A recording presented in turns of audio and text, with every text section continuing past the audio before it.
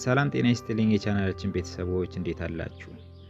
ዛሬ የምናወራው ሳናስተውል በቤታችን ውስጥ ስለምናደርገው ጤናማ ያልሆኑ ልምምዶች ነው። በቀላሉ የምናስተካክልባቸውን መንገዶች ይዘንላችሁ ቀርበናል። እስከ ቪዲዮ መጨረሻ ድረስ አብራችሁን ቆዩ።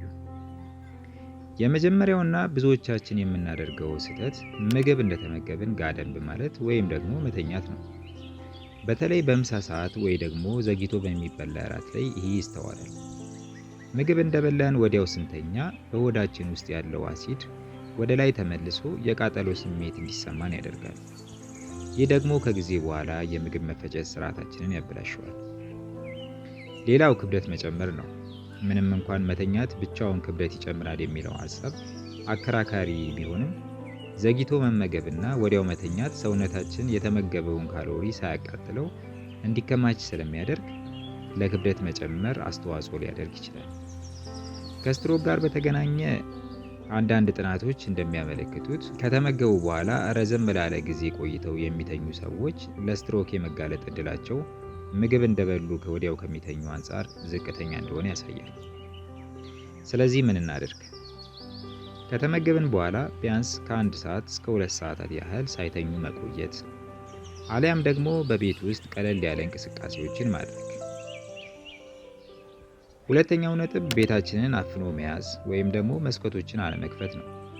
ብዙ ጊዜ ቅዝቃዜ እንዳይገባ ብለን መስኮቶችን ዘግተን እንውላለን።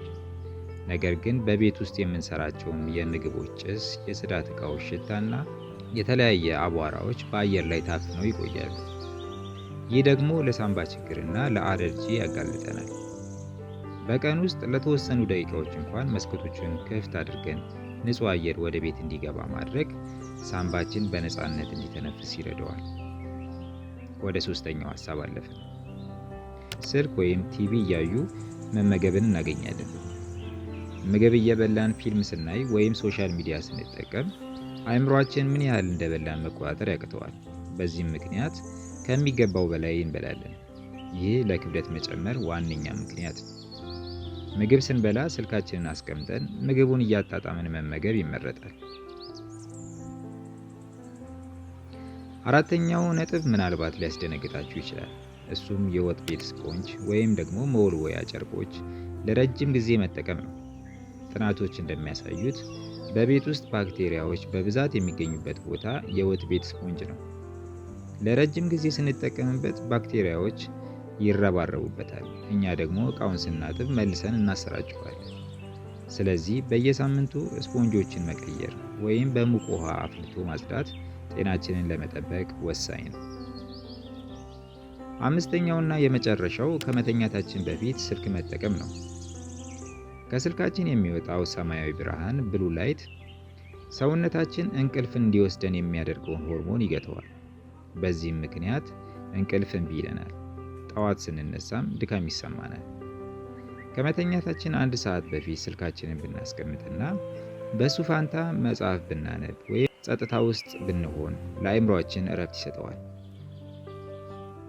እንግዲህ እነዚህ 5 ልማዶች ቀላል ቢመስሉም በጤናችን ላይ ትልቅ ተጽዕኖ አላቸው።